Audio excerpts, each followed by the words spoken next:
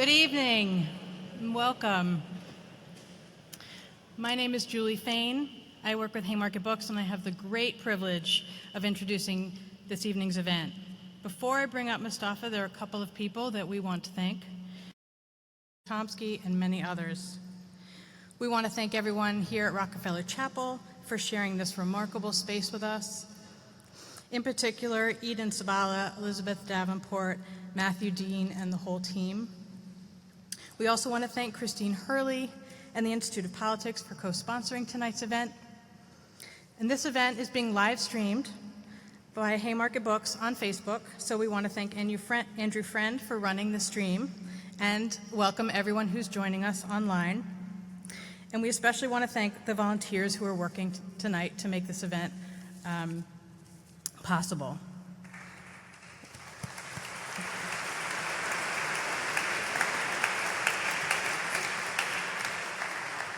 Just a note that the recording of tonight's event, along with videos and audio from many of our past events at Haymarket, are hosted at wearemany.org, which is a really terrific resource. I recommend it to everyone here. Both Glenn and Moustafa will be signing books after the event up here on the stage. You can purchase their books at the back of the chapel. And before we begin tonight, I just want to ask for everybody to take your NSA listening device and put it on silent mode for the duration of the event. But first, do share the link to the live stream from the Haymarket Facebook page. I'm going to bring up Moustafa, who will introduce Glenn, and Glenn will speak for about 30 minutes. While Glenn is speaking, there will be ushers with note cards walking down the aisles. If you'd like to ask a question during their conversation, please fill out one of those note cards and give it back to the usher, and we will be letting them go through some of those audience questions. And now it's my really tremendous honor to introduce Moustafa Bayoumi. His National Book Award-winning book, How Does It Feel to Be a Problem? Being Young and Arab in America, was a seminal book for many of us in the post-9/11 period. His latest book, This Muslim American Life, and his recent columns for The Guardian have cemented him as one of today's most critical and incisive voices. This moment requires us to be unrelenting in our commitment to oppose racism and Islamophobia in all its forms, and so it's an honor and a privilege for me to introduce Moustafa Bayoumi. Thank you.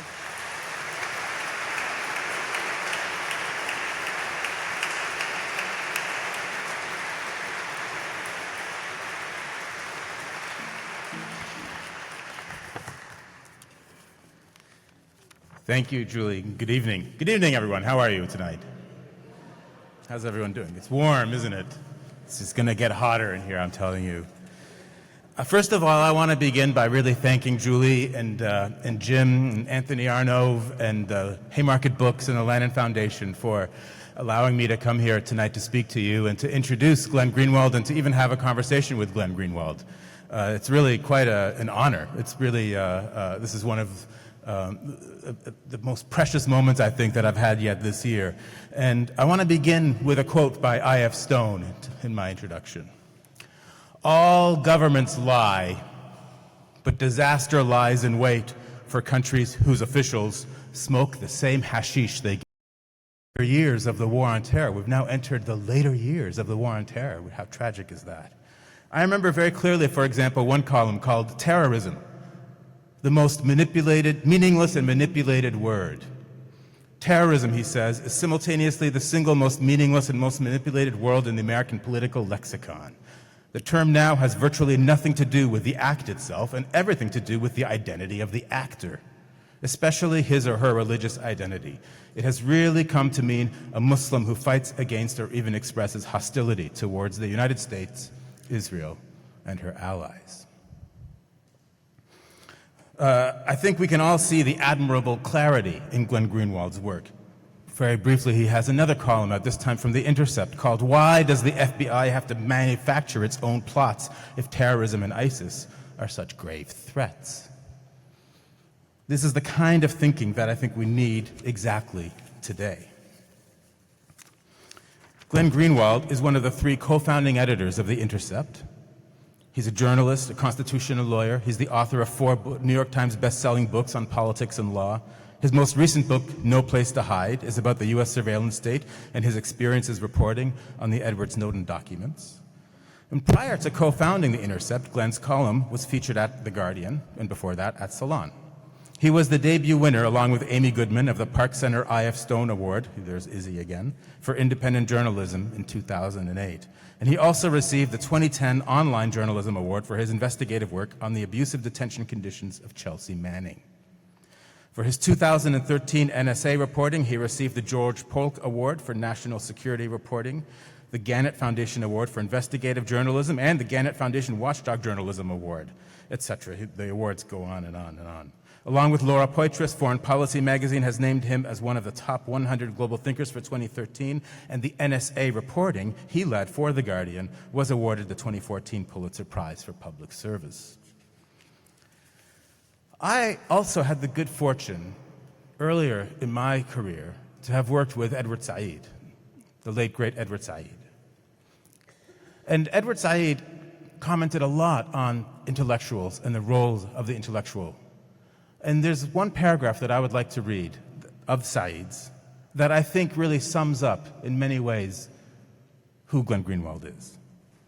Edward writes, "The problem for the intellectual is not so much mass society as a whole, but rather the insiders, the experts, coteries, professionals who mold public opinion, make it conformist, encourage a reliance on a superior little band of all-knowing men in power.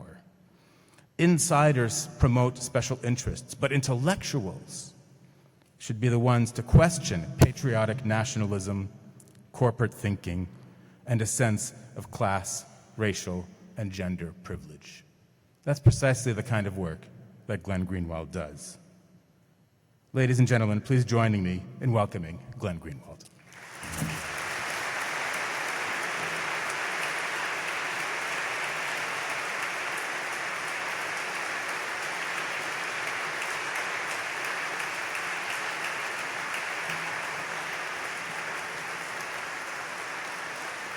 Thank you very much.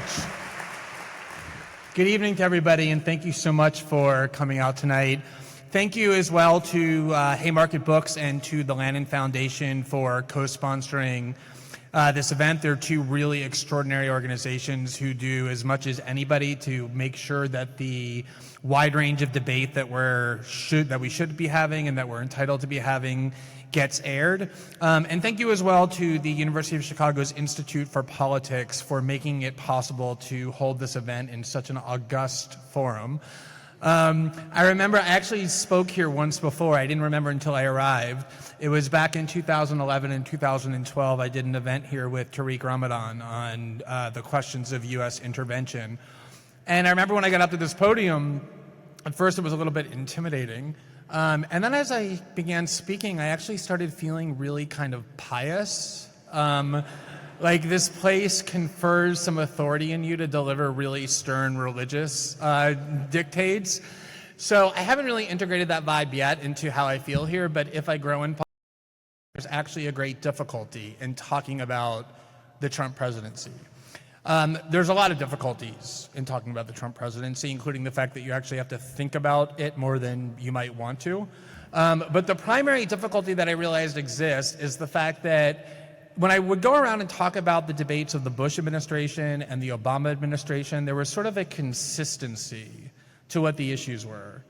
So when I talked about civil liberties in the Obama era, I pretty much spent several years talking about the same set of discrete questions about the use of drones, about the claimed power to assassinate people, about the claimed power to lock people up without due process, the continuation of Guantanamo, and they stayed fairly stable. And the same was true during the Bush administration. The one thing the Trump administration utterly lacks is any kind of consistency or stability. It's almost impossible to prepare what you're going to talk about because things just change, not even from week to week, but day to day, and sometimes from hour to hour. So when I was preparing last week, how could I possibly have known that just out of the blue, Donald Trump was just going to spend a few days waging war on NBA and NFL players? And that was going to render everything I wanted to talk about in terms of the current controversy seem obsolete. And the same is true with yesterday or the day before, when just out of nowhere, Donald Trump announced that they were going to do their third try on a Muslim ban. And I'm certain that probably by the time I'm done speaking, he'll have posted on Twitter some sort of tweet attacking somebody's grandmother or something that'll make everybody be talking about everything except what I would talk about if I wanted to talk about the current controversies of the day. So I gave up on that aspiration of trying to talk to you about the Trump presidency in terms of specific debates, because I don't think that there's any cohesiveness to it or any stability or any profit in doing that. And so what I decided to do instead was try and take a step back and talk about what I think are some of the really important implications, not just of this presidency and the era that's being ushered in, but also the discourse that has emerged in terms of how we understand it and how we discuss it. And one of the things I decided that I was not going to do was spend much of this time that I have with you, or much of your time, talking about the dangers of the Trump presidency or the ways in which it's threatening and damaging, because I feel like any person capable of finding this venue is already well aware of all of that. And you don't need me to spend 40 minutes telling you about all the horrendous, terrible things that this presidency poses. To me, it would be like if I just stood up here and said over and over that, hey, did you happen to know that we're in the state of Illinois? You would say, yes, it's true, but I already know this. I don't need to come here to hear this. So I don't think that that's really necessary. And I also think that to talk about the Trump presidency exclusively by focusing on Donald Trump and the ways in which he has generated dangers or threatens to create instability or poses menaces to various sectors of the population is not just kind of boring because it's already so self-evident, but it's also very distorting. And so I want to talk about the reasons why I think the discourse that has emerged, the kind of prevailing mainstream discourse about how we talk about the Trump presidency, is not just incomplete or inadequate, but actually very obscuring and in some ways actually quite dangerous. Because I think there are important things to say about the Trump presidency, and then I think there's things that are said about it that actually ought to be avoided, both because they're untrue and because they're counterproductive. So to begin talking about that, and for me it's a really necessary prism to talk about some of the specific issues I want to talk about both here and then in conversation with Moustafa, whether it's Islamophobia or surveillance. I think this foundation is necessary for how we can talk about the era in which we're living politically in the United States. And what I want to begin by observing is that this lack of stability and lack of consistency that characterizes both the Trump himself and therefore his presidency makes it very difficult to talk about discrete issues in a cohesive way, because what ends up happening is that the people who define themselves in opposition to Trump often become as kind of scattershot and manic as he is. And that means that there's almost no coherent, cohesive opposition that's being articulated to what his presidency is sufficient to let me analyze it or dissect it. It's almost as though he's this kind of rat shot up with a mix of cocaine and heroin, and he just sort of runs around madly, and then other rats, who are the people trying to catch him and kill him, are sort of just chasing him wherever he goes, and it ends up being this kind of scramble, this thing that really is very frantic and very unstable, but not particularly coherent analytically. And I think that's not only a problem in terms of articulating an opposition, a coherent, principled opposition to this presidency, but it also makes it very difficult to talk about it in a way that's illuminating.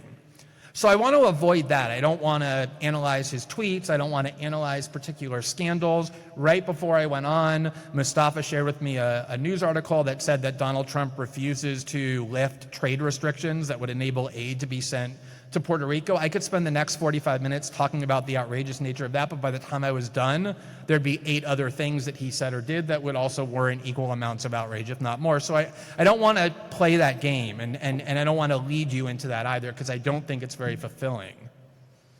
But there's a deeper fallacy that I think has arisen in terms of how we think about the Trump presidency and how we talk about it that I do want to spend a little bit of time delving into. And I think that it originates with the fact that his election really did trigger what I still regard as a collective mania on the part of the American citizenry and certainly the elite opinion-making class that leads these discussions, from which we not only haven't recovered, but from which we are still, I think, reeling in some ways with greater severity than ever. And part of it is just the fact that he himself and all of his crassness and all of his instability is just such a shock to the system of our political culture and our media landscape that it's just shocking that it actually happened. And part of it is the fact that the predictions were so overwhelmingly, virtually certain that it wouldn't happen. All of the data geniuses with their empirical models said that the chances that it would actually happen are 3 to 4%, that when it actually happened without warning, it uprooted so many of our certainties, so many of our safety nets about how we understand the world.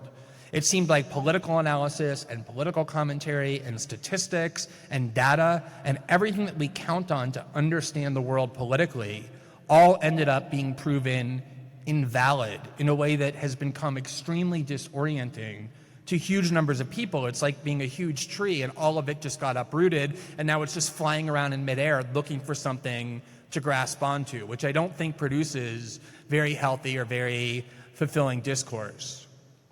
And there are, I think, some human temptations that we are collectively succumbing to in terms of how we want to think about Donald Trump and therefore how we are thinking about him that I think are really quite erroneous and dangerous. And I want to talk about a few of those.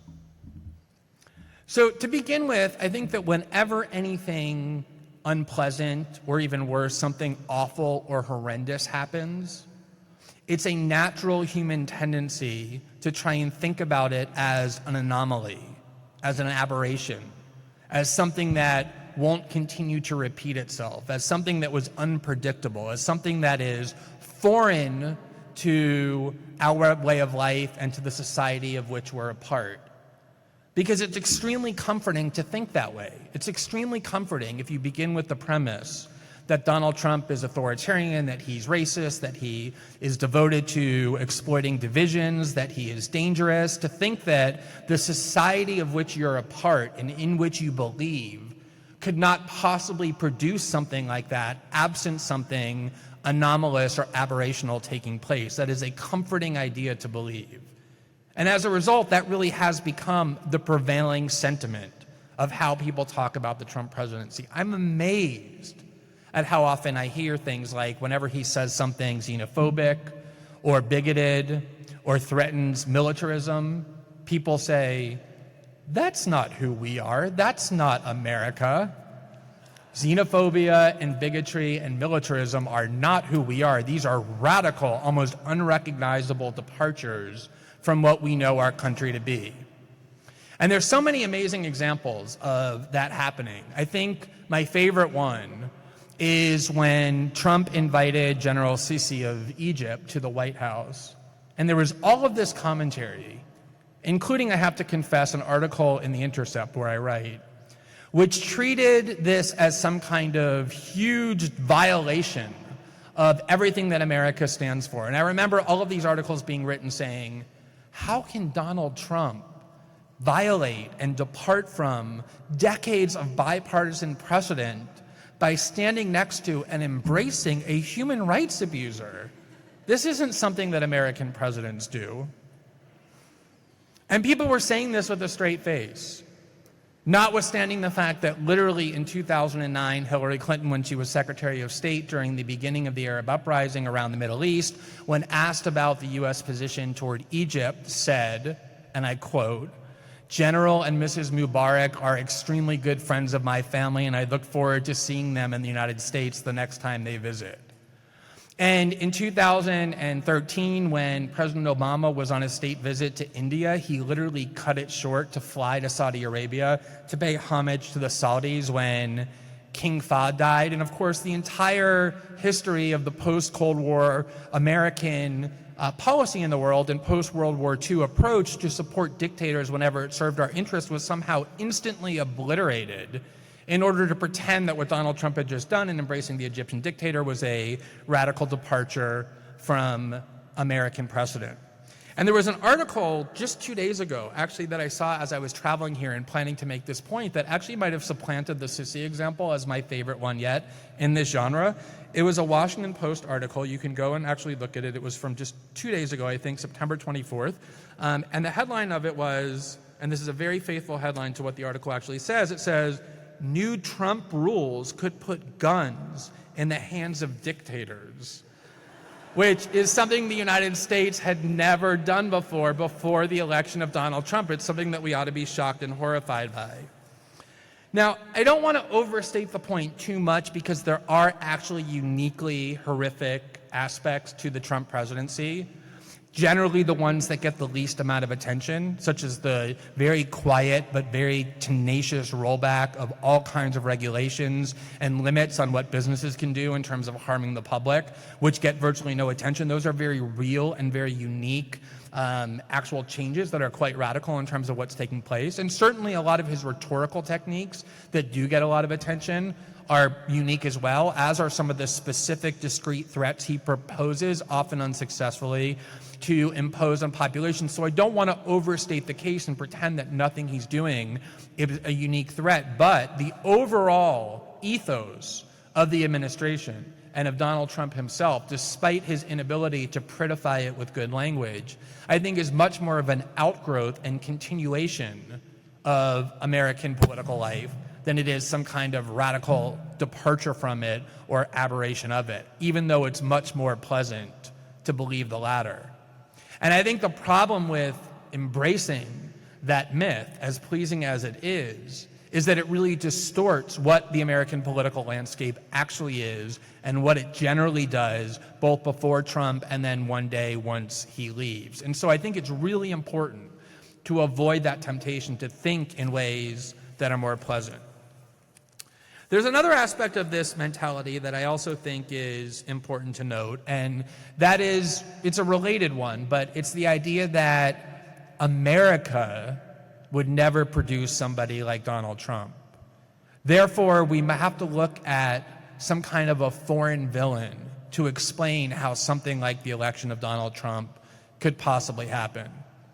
And I think if you think about why so many media outlets and so many political factions have become so obsessed with talking all the time about Russia and the role it played in the election, you can have a debate about what the evidence shows, the extent of Russian involvement and the like, but I think that one reason why it's become so front and center, this obsession with Putin and with Russia and with what Moscow is doing, almost more so than the height of the Cold War, is because, again, it alleviates us of responsibility if we can pretend that we are not responsible for Donald Trump's election, but instead it was the work of a foreign villain. This is something regimes around the world use continually to try and justify the misery of their own population. This isn't something that your own country produced. It's the fault of that government over there. That, too, is really pleasing to believe, but I think it can be really mythical and distortive. And then the last point I want to make about this attempt to believe that Trump is just some kind of bizarre, unexpected departure and aberration from American life is I think it's important to think about what that ends up obscuring and hiding in terms of how we understand ourselves. If you go back and look at the media reports in July and June of 2016, that was really the first time that people began to openly discuss the possibility that Donald Trump could actually win.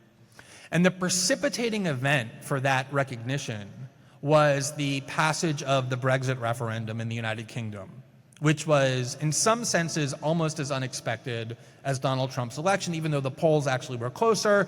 The media class in the center, even on the center right and the center left, were all united against it and certain that it wouldn't happen. And then when it did, it was a huge shock. And so people started saying, well, if Brexit could pass, maybe Donald Trump can get elected also. And the reason for that recognition and Brexit's catalyzing of that recognition wasn't just because it made people realize the pundit class and polls can be wrong. It was also because of the clear similarities between what caused the passage of Brexit and what could cause the election of Donald Trump. Namely the fact that throughout the West, certainly in the UK, throughout Western Europe, and definitely in the United States, there has been growing and very severe inequality, income and wealth inequality, the elimination of the middle class, the inability of people to have a better life for their children, to send their kids to school, to have health insurance, to have medical care. And this has decimated communities, as has policies of globalism and free trade. If you travel through the U.S., as I've done a great deal over the last 3 to 4 months, in places quite near here, I spent a lot of time this summer in Wisconsin and Milwaukee and upstate New York. You go through towns and you can just see the devastation. You can see the boarded up factories and the misery. You can go visit rehab clinics and see the rising drug addiction. These are problems that are now systemic throughout the West, certainly in the US and definitely in the UK. And so what happened with Brexit was this huge group of people, this forgotten group of people, miserable and with no economic future, were easy pickings to have their bigotries and xenophobia exploited by all kinds of demagogues, telling them that the source of their problems, just like we all want to believe, lies with foreigners coming into their country or with different kinds of people joining their society or with Muslims who threaten them. And they heard all the warnings from the elite class. They understood the risks that Brexit would pose, and yet they did it anyway because they harbored such hopelessness and such contempt for the political structure that they actually wanted to send a message that we're willing to uproot everything and burn it down, even if the alternative is going to be scary and risky, because we believe that we have been so disregarded and trampled over by the prevailing order that we're willing to do anything to defy it. And all you have to do is look at statistics in the United States to see how grave and acute and severe all of those risks are.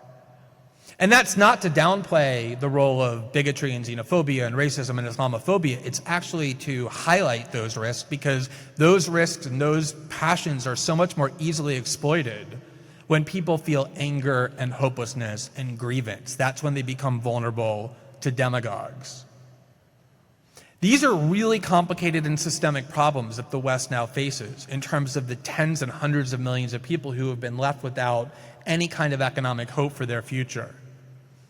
And all of it blissfully disappears if we get to instead just monomaniacally focused on Donald Trump as this kind of aberrational and singular evil or singular threat. And for that reason, I personally vehemently believe that it's much more accurate and much healthier and much more constructive to think about Trump and the Trump presidency not as the cause or the author of all of our problems, but as a byproduct or a symptom of them. Because removing Donald Trump from the equation will create this great sense of relief and this kind of collective sigh of exhale, but it won't actually do anything to solve any of the problems that gave rise to him in the first place. And if we think about him too centrally, it'll actually undermine our ability to do anything about those. So those are some of the fallacies that I think have arisen that I think ought to be avoided when we talk about the Trump presidency, and they're certainly going to be things that will guide my own discussion for the rest of the time that I talk to you and the time that I talk to Moustafa and answer questions, and it has guided a lot of the writing I've done this year, because I actually do think that there's something obfuscating and misleading and deceitful and dangerous about falling prey to those temptations.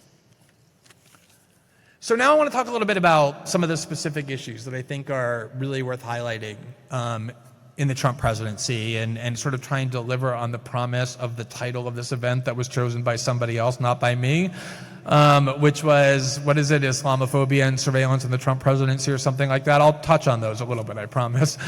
But I want to talk a little bit more broadly about the context for those issues before talking about them specifically. So there's this really interesting dynamic that I find as somebody who has spent now 12 years writing about and speaking about the erosion of civil liberties in the United States in the name of the war on terror and in the name of Islamophobia, and the dangers posed by this increasingly powerful government and increasingly powerful presidency in particular that can exercise all kinds of grave powers without any warning.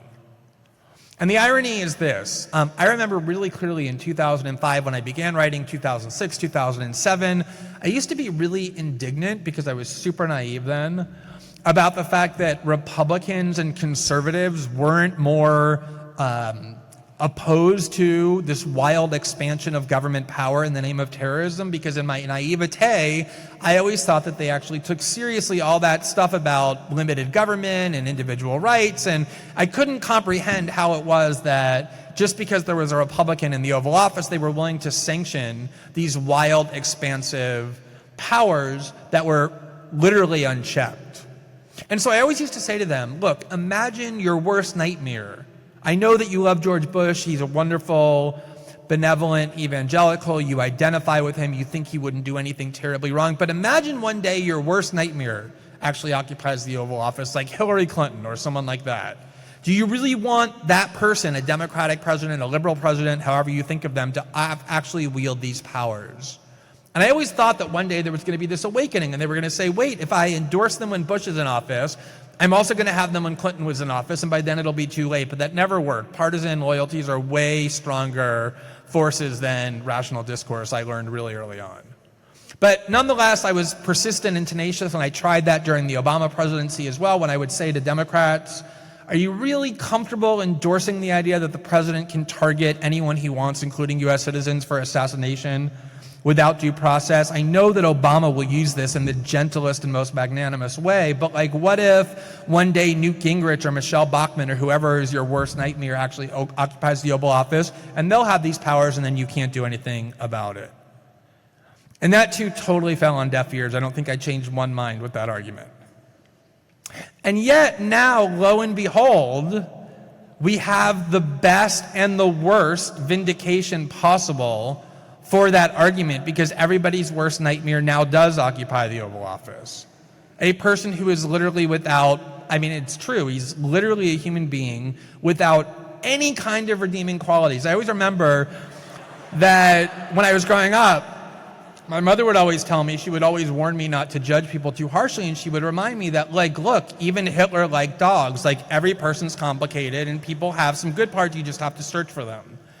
And yet Trump is actually a violation of that rule. He doesn't have a single redeeming quality. I really defy anyone to identify what one would be. And so we now have this person who's in the Oval Office, and they've inherited this model of the presidency that is omnipotent, particularly when it comes to the areas of national security and the war on terror. And so I think it's very important to understand that it isn't just that we have a threatening, unstable person who occupies its power, it's that we've allowed our political culture to create a model over the years, over the course of two different parties ruling, that has made that at its maximum level of danger.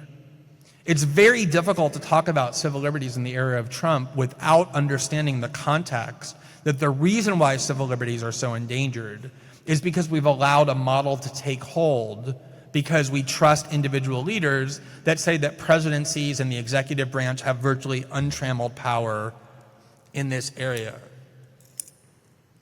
I remember what got me starting writing about politics. I was a lawyer, pretty much minding my own business in 2001 and 2002 and 2003. And the thing that really first awakened me to what I perceived as the need to start actually writing about politics was the detention on U.S. soil, actually at O'Hare Airport, of an American citizen who was also a Muslim named Jose Padilla.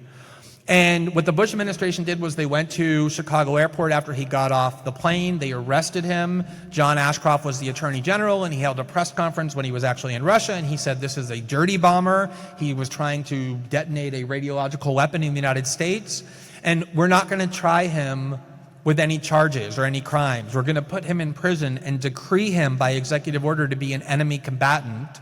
And they then proceeded to hold him for 3.5 years in prison, not only without charges, but completely incommunicado, not even allowed to talk to a lawyer or anybody in the outside world who wasn't part of the government.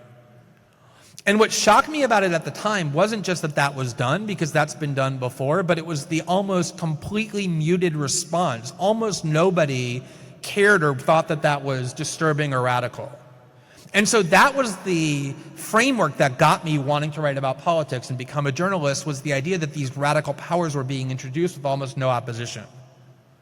And when George Bush left, none of those powers left. In fact, they continued. And to me, the hallmark of the Obama presidency and the abuse on civil liberties was the even more alarming and even more threatening theory that wasn't just a theory, but something they actually did, that they had the right to target even U.S. citizens for execution by drone without having to charge them with any crime or go into any court or demonstrate to a judge that there was evidence to justify that action.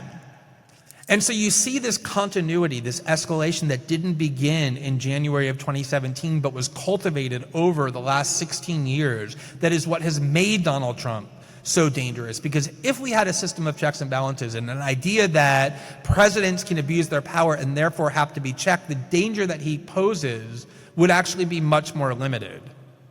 And there was almost this very poetic illustration of this continuity early on that was incredibly tragic and sad and yet also illuminating.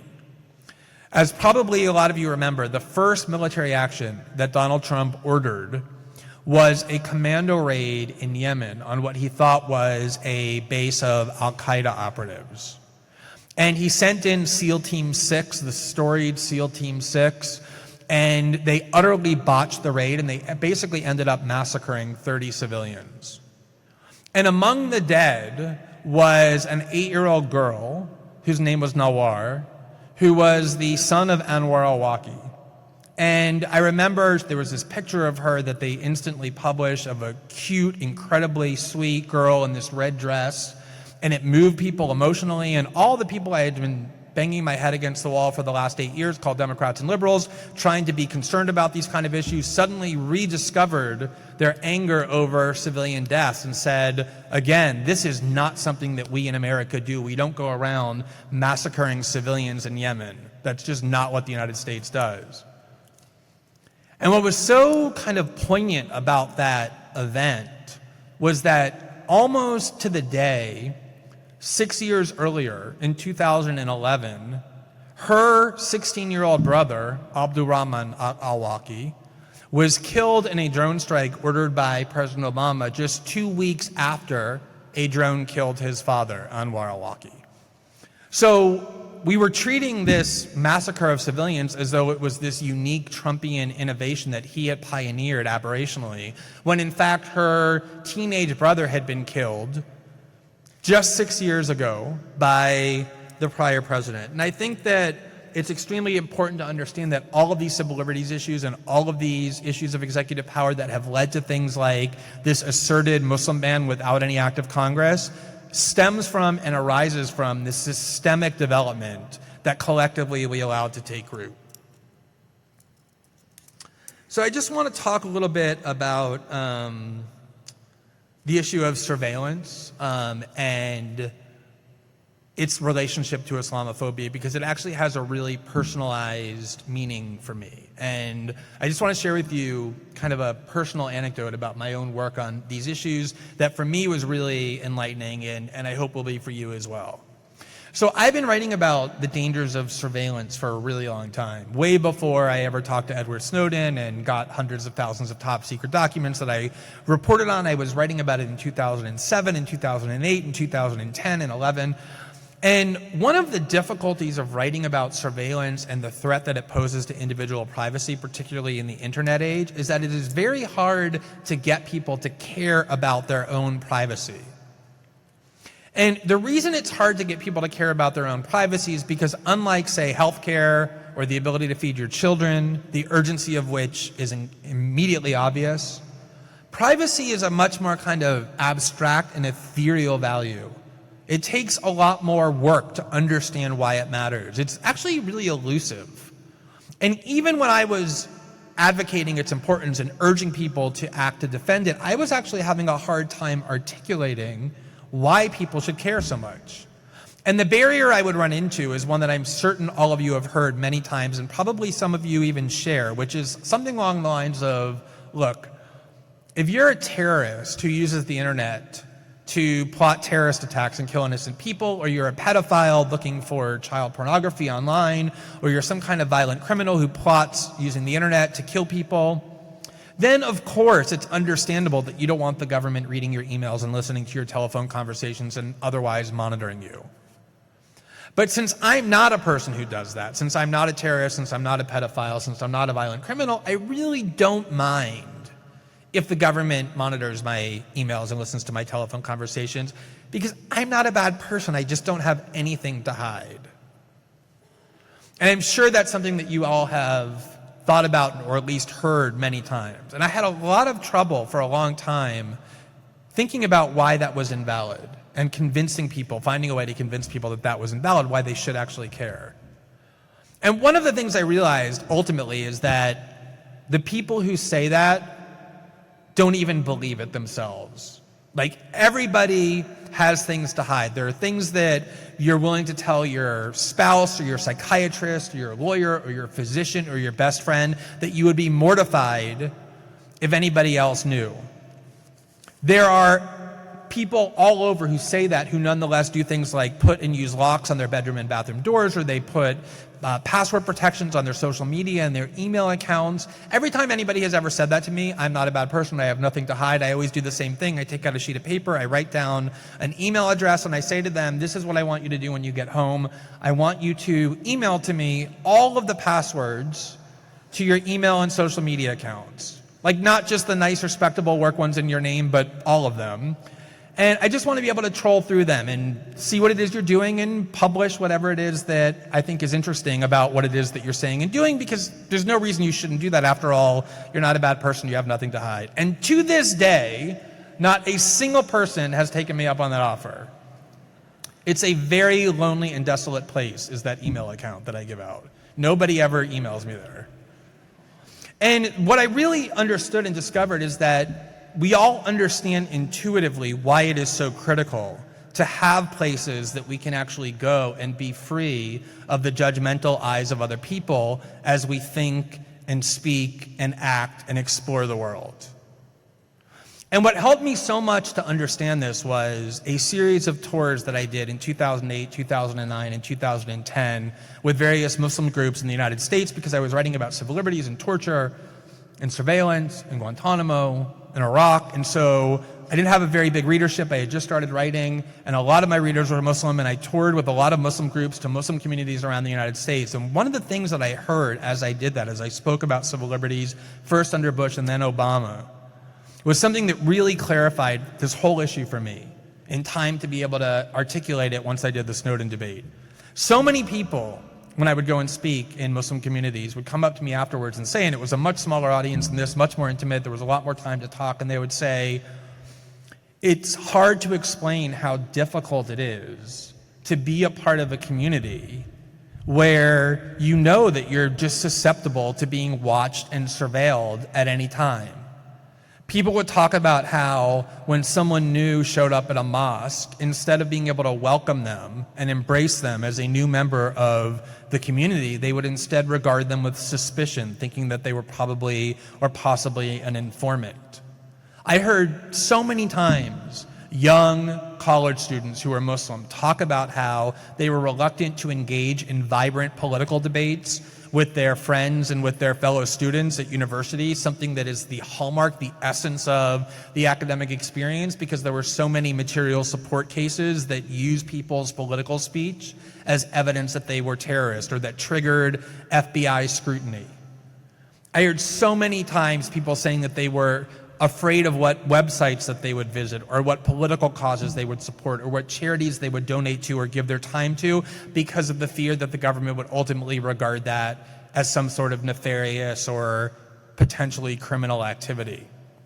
And what it began to really make me understand, because there was such a grave and heavy concern that they were expressing, was the fact that when you start to make people believe that they're constantly being monitored and scrutinized and watched, it isn't the kind of oppression or tyranny that is blatant and that you can touch tangibly. It's not going around to communities and rounding up dissidents and putting them into prison. It's actually a much more potent and insidious form of oppression and tyranny that level of surveillance operates and imposes. It's actually a kind of imprisonment of the mind, where people start to become chilled and afraid to exercise their basic political rights or just their rights as human beings. The message that gets sent from that message that I talked about in the beginning, well, if you're not a bad person, you have nothing to hide. The message of that is that as long as you stay completely unthreatening and uninteresting and non-disruptive and obedient and compliant, then you have nothing to worry about. Then we'll leave you alone. And that is a really dangerous message to allow to be sent around our society. There are all kinds of really interesting psychological and social science studies now that show that when people believe that they're being watched or might be watched, they change their behavior radically. The range of behavioral choices diminishes severely. The choices that we make when we think we're being watched or might be watched are not ones that are the byproduct of our own autonomy and agency, but are the ones that we think societal orthodoxy demands of us, or the things that would trigger the approval of whoever it is who is monitoring us.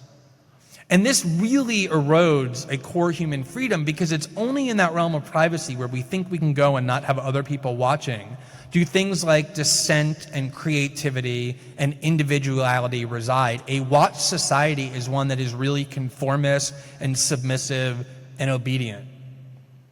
And so I think it's very important when we think about civil liberties erosions and surveillance and Islamophobia and the threat of rights under the Trump presidency that we don't look for the obvious overt signs of it, things like rounding up dissidents, putting people in camps. If that happens, there's nothing to talk about. You'll immediately recognize it. There's actually forms of oppression and tyranny much more sinister than that because of how elusive, how hard it is to detect.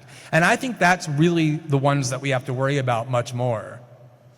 And so when I think about Islamophobia and I think about surveillance and I think about the Trump presidency, what I actually think about is the fear that is being deliberately instilled in huge sectors of the population and ultimately in the population generally to make us believe, almost on a subconscious level, that if we do exercise our political rights, that if we leave the country, that if we speak out, that if we exercise or express any kind of threatening views, that we will face some kind of indecipherable punishment, and that will make us gradually and incrementally, but ultimately severely, much more compliant and much more fearful as citizens. And that's why, to me, surveillance and privacy and Islamophobia and the relationship of them isn't some abstract and distant luxury that we can think about only once we sort of satisfy all the other more important ones. It's really a core central value, and it's critical that we recognize that, because the people who occupy the government and who exert political power, they definitely recognize that.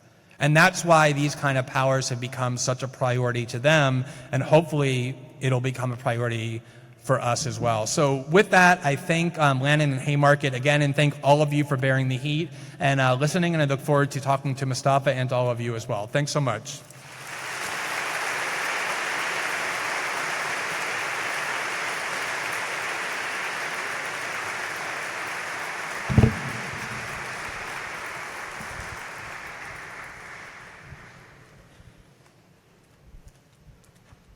Thank you very much. Can you hear me? Oh, yes, I have to speak right into it. Can everyone hear me all right? Yes, okay. Well, thank you very much for that, Glenn. That was really fascinating, and it really provoked a lot of responses in me, what you were saying. I'll start with the last thing that you were talking about, which is the levels around surveillance of Muslims, whether that be in the Trump administration or even prior to the Trump administration. Because, like you, I actually also have personal stories around this. In fact, I live and work in New York City, and New York City, there is a lot of surveillance, not at the federal level, but also just at the municipal level, which is what the New York City Police Department was engaged in a massive program of surveilling everyday details about Muslim communities without even any probable cause orienting their surveillance efforts. And Muslims in the New York City community, we knew that this was happening for a long time. But when the Associated Press revealed that this was actually true, and they had the actual documents to support the facts in 2010, which they ultimately won a Pulitzer Prize for, it was essentially a confirmation rather than a revelation to Muslims in the community. And I can tell you that I know that when I was writing my book, How Does It Feel to Be a Problem, I was talking to a lot of young Arabs and young Muslims all throughout Brooklyn, and they would tell me all kinds of things too, such as, we're really suspicious not just of the new person in the mosque, but even just the guy who hangs out in the cafe all day doing nothing with no visible means of support and just kind of always seemed to be listening and talking to people and trying to get to figure out, what people's political opinions were. So it's been, since 9/11, it's really been a very much of a daily reality for a lot of Muslims, including even at my campus. So I'm also a professor. I teach at the City University of New York, and at the City University of New York, when these documents were released, the NYPD was actually engaged in quite a lot of policing of student groups on these different campuses, including on my campus. And one of the documents said that they were particularly some persons of interest that they had included one Middle Eastern lecturer at Brooklyn College, which, of course, there are actually not very many Middle Eastern lecturers at Brooklyn College. And so it made me think, of course, who are they talking about? In fact, even the Associated Press called me up to ask me if they thought it was me, and the NYPD asked me if they thought it was me. I mean, the New York Times asked me if they thought it was me. I don't think it was me in the end, but I had exactly that same sense.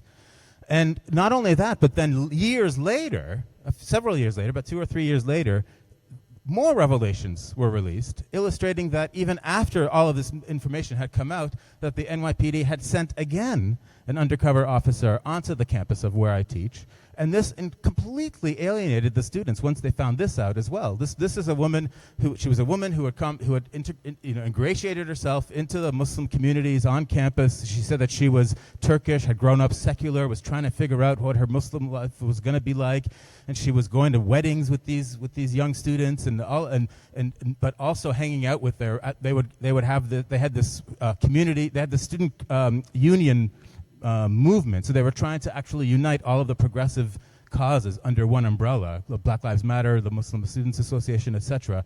And she was very interested in that kind of thing. And so and it became so corrosive to the levels of trust, not just the levels of trust between people, but even the level of trust that you had for yourself.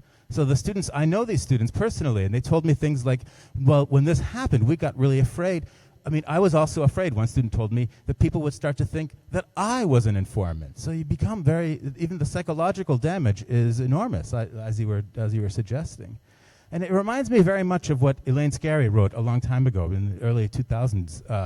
I always go back to this because I think it's very important to understand, which is that, in a liberal society, the kind of social contract that we operate under, essentially it has a guarantee behind it, which is the guarantee is that the government is supposed to operate in public, and that public government is there to guarantee you a private life.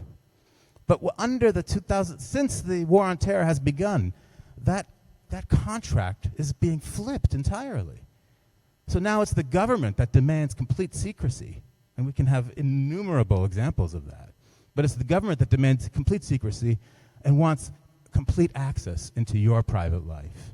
And so the danger is not only at the psychological and individual level, but it's essentially the very bonds of our society itself.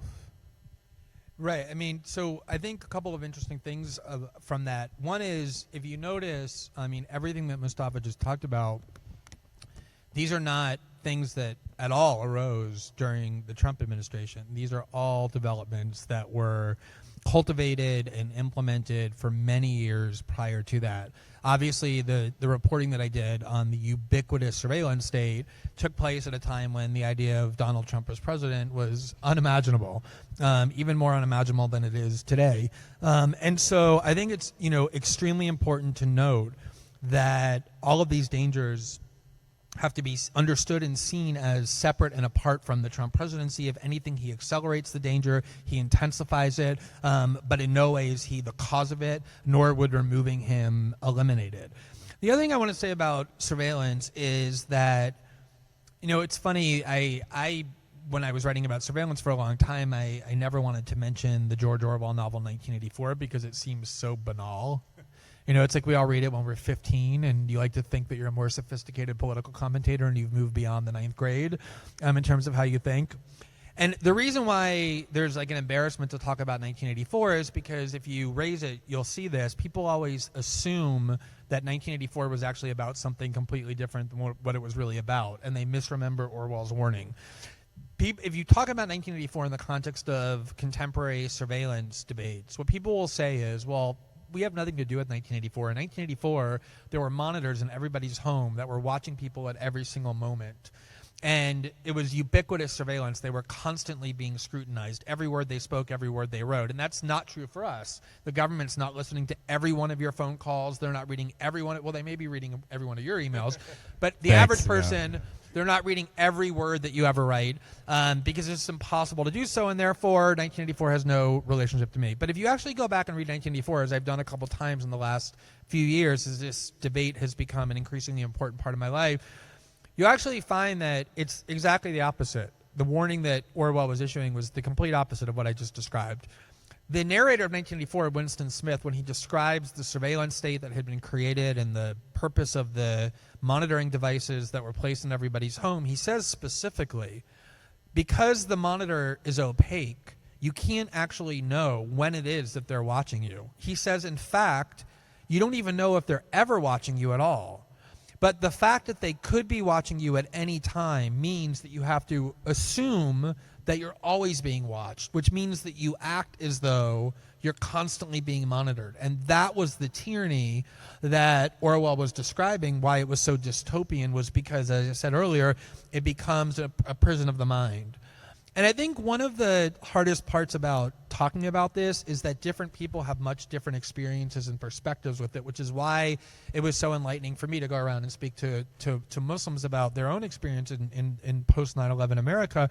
Because if you are somebody who feels like you're in a community that's not being subjected to the level of scrutiny, if the New York Police Department or the Chicago Police Department isn't coming to your church or to your university and planting informants in your social circles, it's very hard to understand why it's threatening, because to you it may not be threatening. Or if you're somebody who expresses views that are generally in line with mainstream thinking, the chances are that you're probably not a target of that kind of surveillance. It tends to be dissidents and people in marginalized groups. And they, by definition, are minorities. And so the majority of people are comfortable with these kind of abuses. And so one thing you try and do is say, well, look at what it's actually doing to these communities. You should care about it because you're an empathetic human being. But if that doesn't work, there's sort of a next line of reasoning, which is, even if you're not somebody who wants to be a dissident, even if you're not somebody who wants to practice a religion that is under siege in the country, we all have an interest in having journalists be able to practice journalism freely and people being able to dissent freely. And surveillance really does destroy all of that. And you really understand it on a visceral level when you start getting exposed to these kind of experiences. And I think it's interesting how, one of the things that the rise of Donald Trump has brought about is that there's more attention paid now to issues like this and how they've affected the Muslim community than there was from before Donald Trump. And on some level, I'm pleased with that, because it means that finally people are seeing what realities Muslim Americans have been living under for the last 16 years. And on another level, I'm thinking, what took you so long? And what is extraordinary then in that regard too, I think, is to try to understand the continuities as well. Because if we see Trump as too much of the exception, as you were saying, then we'll miss a lot of the continuities. And when we're talking about surveillance and Islamophobia, the continuities are quite rich. I mean, people talked, for example, during the election, there was a question put to candidate Trump as to whether or not he would impose a Muslim registry. I'm sure everybody here remembers that.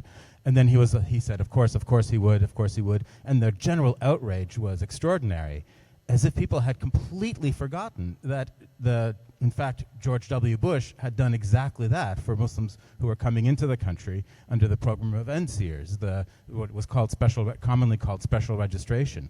And the interesting thing about special registration as well was that in order to try to get around that it was going to be too much considered motivated by religious bias, it included the country of North Korea, which would basically means zero people coming from North Korea. There are very few people who come to the country from North Korea, something we see with the latest iteration of the Muslim ban. or even under the former President Barack Obama, we had plenty of continuities with Obama too. People, I think, should remember that, in fact, under Barack Obama, a lot of things did not really change for Muslim American communities in this country. There was still massive FBI surveillance of the different communities, and including all kinds of situations that were basically entrapment cases that your outlet, The Intercept, has covered very well. There was a ton of influence in this program called Countering Violent Extremism, which really stigmatized Muslim communities. There was another program called the CARP program, which basically slowed down or to the point of stalling citizenship requests from people coming from Muslim countries, all in a sense to try to just make Muslim life in this country so impossible that under that CARP program, that was also a secret program that was only revealed when the ACLU engaged in all kinds of FOIA practices, because people were coming to their offices saying, hey, we don't know why we're not getting our citizenship processed. And they found out that over 19,000 people were subject to this program. And yet, at the same time, now people are spending so much attention to what life is like for Muslims under Donald Trump. And yet, I would be surprised if anybody in this, at the number of people in this audience who would know the programs that I've just elaborated.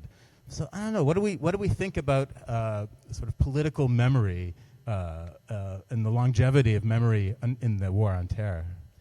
Yeah, I actually have a pretty strong opinion on that, which I know is shocking since it's so rare.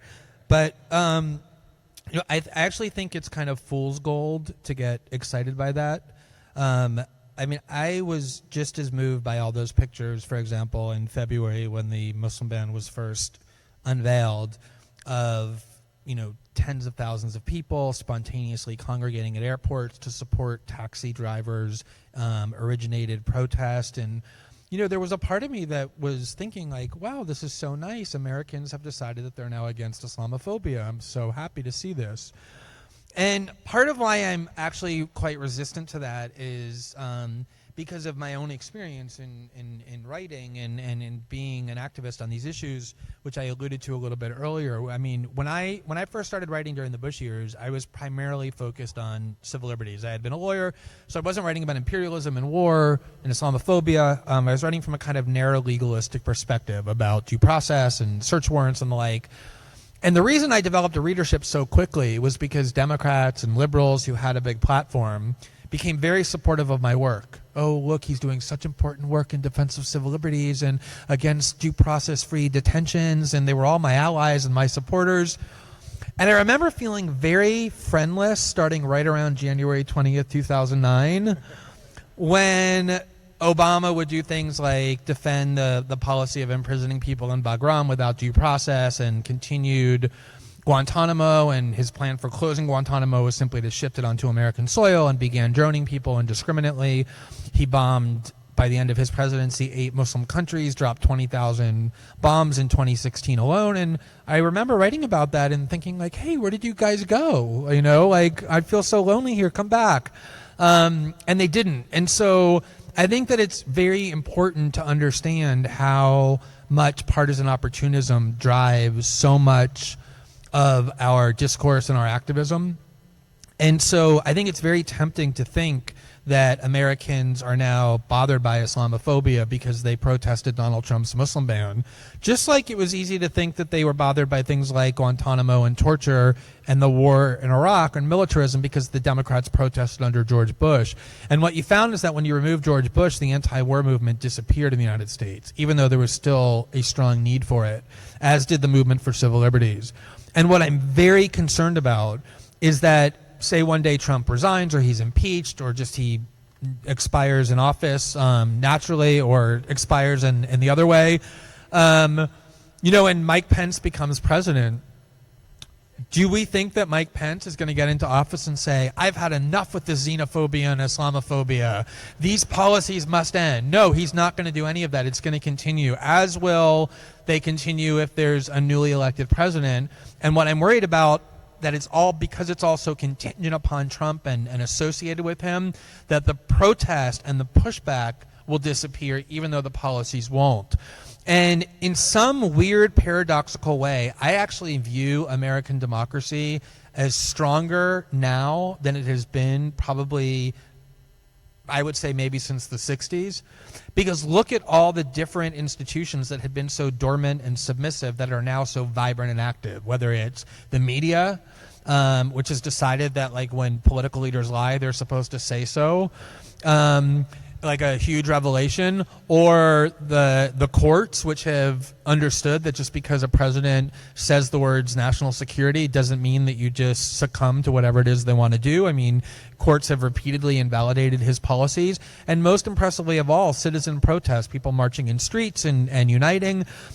This has imposed really serious limits on Trump that I do worry are unique to Trump and dependent upon him, such that when he does leave, that will all disappear. And so I think it's tempting to be enthused by all of that, but I think it's important to be wary of it as well, which is why I do think these fallacies surrounding the Trump presidency are so important to point out, not just because it's important to understand it accurately, but because it's important to safeguard against that complacency, the letting people think that once Trump is gone, so are all of those pathologies that they've been so impressively protesting.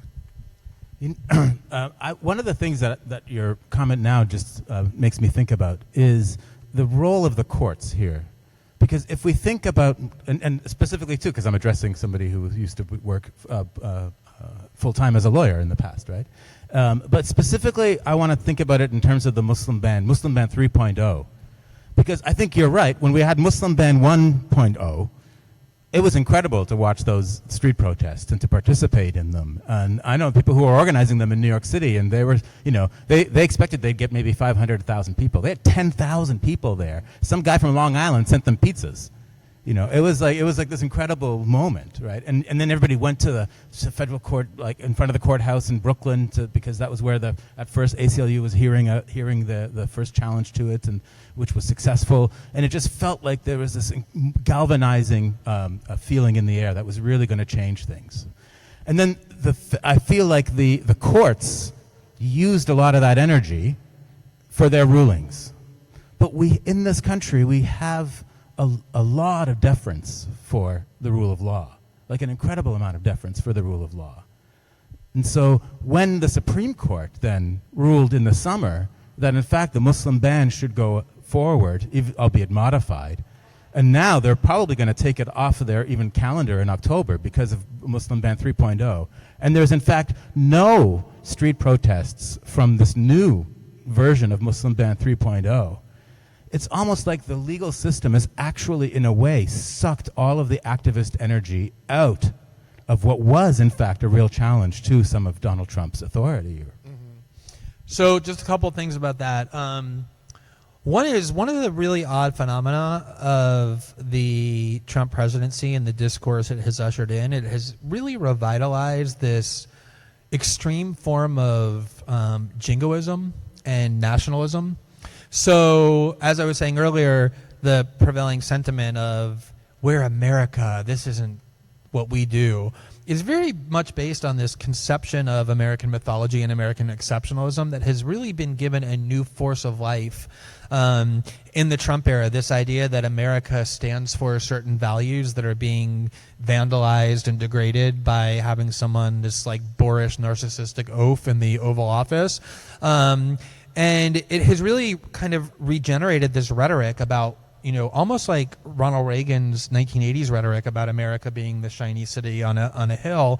And in turn, it has also reintegrated into American political life extreme levels of trust in some pretty awful American institutions. If you listen to how people now talk about the CIA and the FBI, for example, these are really noble, even woke institutions in whom we ought to be placing our trust and faith in terms of their pronouncements and their desire to do good as a bulwark against Donald Trump. And the courts in particular, I think, are really susceptible to that because that's actually one of the institutions that never really suffered reputational injury, at least to the extent that they deserved. And I think that one of the most notable aspects of post 9/11 American political the political framework is that if I had to pick an institution that has been most negligent and most kind of malfeasant in terms of its duties, it wouldn't be the media and it wouldn't be Congress, even though they make a very good case for themselves. It would be the American judiciary. This is the most incredible fact to me. Throughout the entire war on terror period, just think about all the abuses that we know the U.S. government perpetrated, both on U.S. citizens and foreign nationals. Not one single person who has been subjected to abusive treatment under the war on terror was allowed by the U.S. court system even to have their case heard, let alone to obtain any kind of recompense or justice.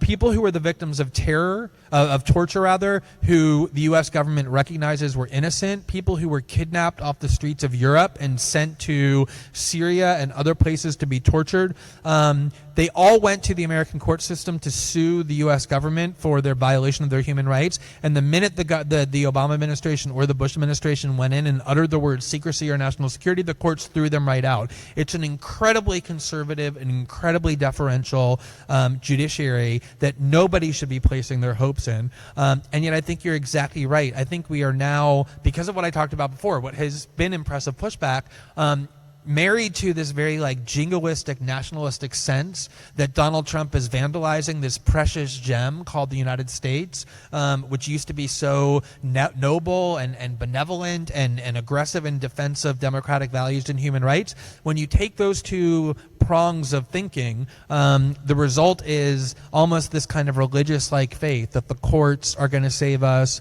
that the CIA and the FBI are going to get the evil people out of the government because they believe in democracy and are offended by the threat that's being posed to it. And I think that those are really dangerous lines of thinking, really corrosive mentalities that even if they seem like they have short-term benefit because they're opposed to Trump, we ought to be very, very wary of. Let me take a couple of questions from the audience so that we can have an open discussion here. The Hill reported today that the Department of Homeland Security is planning to collect social media. I was going to ask this question too, actually. I really was. Social media info on all immigrants. Besides the outrage that I feel, what can we do to stop or thwart this expansion? I mean, this is part of what part of what I like to do whenever I speak anywhere is not just come and make everybody depressed and gloomy by talking about how awful things are, but offer some suggestions for how things might improve. Because otherwise you just like breed clinical depression and people go home and swallow like Xanax or Prozac or whatever and you haven't actually accomplished anything.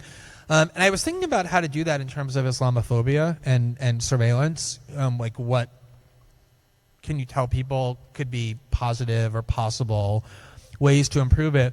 And I think it's extremely difficult to do that with any kind of credibility because when we think about Islamophobia again, you know, there's this talk now that Islamophobia is this creation by Steve Bannon and Donald Trump to win an election and now to exploit these sentiments for their own gain. But if you think about what the war on terror has been, this kind of relentless messaging about who poses threats to the United States and who needs to be bombed and who needs to be detained, notwithstanding the fact that George Bush gave a pretty speech on September 20th saying we're not at war with Islam, we're at war with radical Muslims who want to harm our country, and notwithstanding the fact that Obama gives really even prettier speeches, which were well honed here, quite near here, in which he knows how to say all the right things, you cannot sustain a 16-year war on multiple fronts fought against one particular group of people without constantly propagating a fear and a contempt for the group that's being targeted. It's not possible to do. You wouldn't have sufficient support for it. And so Islamophobia has been something that has been constructed and nailed into the ground, not over the last 8 months, but over the last 17 years. And obviously the same is true with surveillance, the idea that we need to be watching people as much as possible in order to protect ourselves.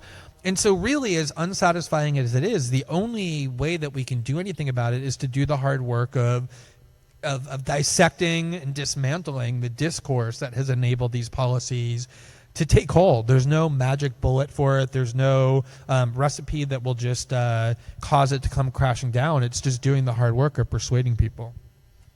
in fact, many of the questions that I have here are asking the same thing. What do we do now? What do we do now?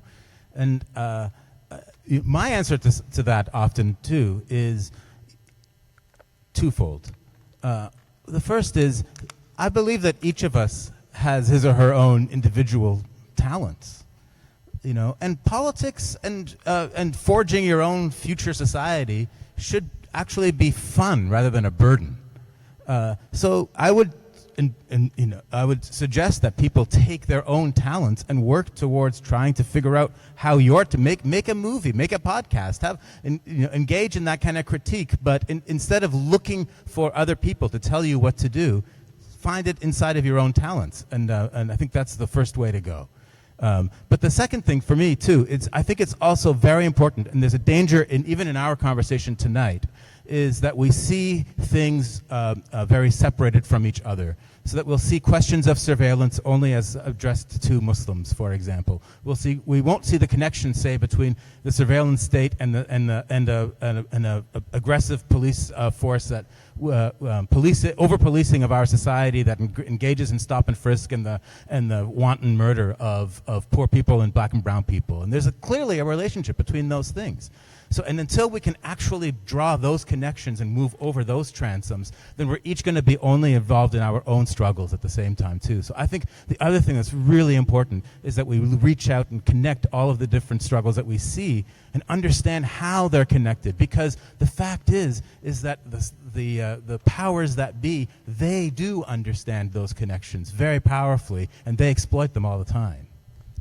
Yeah, I think just on that last point, one of the most interesting developments for me over the last 2 or 3 years was watching first the Black Lives Matters movement, and then the Democratic Socialists for America, which is becoming this really vibrant force on the American left, adopt in a very unflinching and unapologetic way the cause of Palestinian rights. Because they recognize exactly those connections, that essentially you cannot think about or fight against or analyze threats to civil liberties as applied originally to one group without understanding the intention to spread them to other groups in the future, as well as the way in which they've been applied to other groups in the past. And I do think that holistic thinking about how things like the war on drugs and the policy of mass incarceration has then led to, in so many ways, the war on terror and the abuses we spent time thinking about tonight. And you integrate people that way. You talk to people from different communities, and you get them interested and involved. The other thing I would say about the whole what can I do thing, too, is that is like kind of grim as it is to talk about any silver linings with the Trump presidency, given how fearful people rightly are and how many rights and populations are being threatened. I actually do think, as I said earlier, that there's been some rejuvenation of previously dormant institutions that has been somewhat encouraging. But also, I think there's no doubt that for a long time in America, people who were politically engaged, who even would come to an event like this and talk about politics, was a very narrow portion of the population. And I'm sure there's all kinds of anecdotal ways that you've noticed it. I've noticed it too.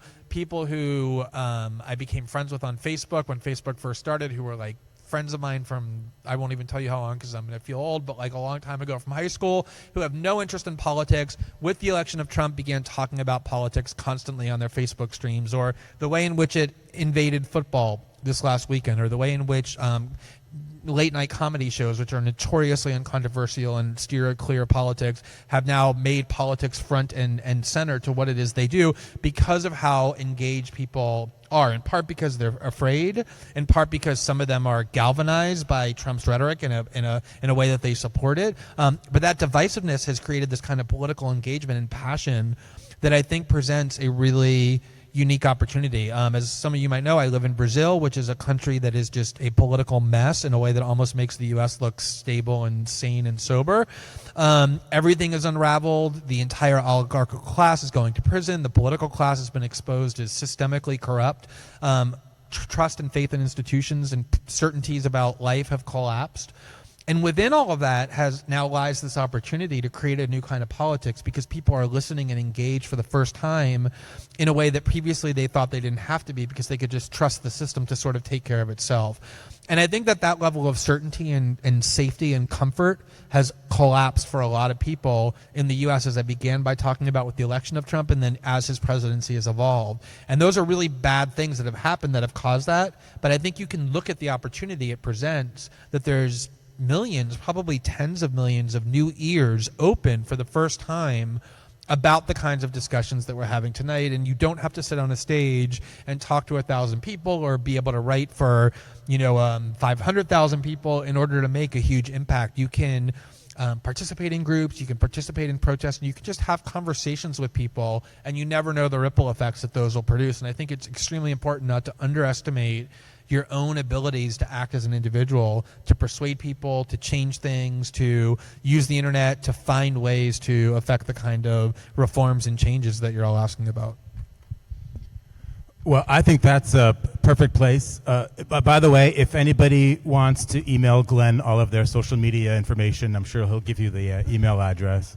But I think that's a perfect place that we should end this evening, and I want to thank everyone here for coming, and the struggle continues. Thank you very much. Thank you, everybody. Appreciate it.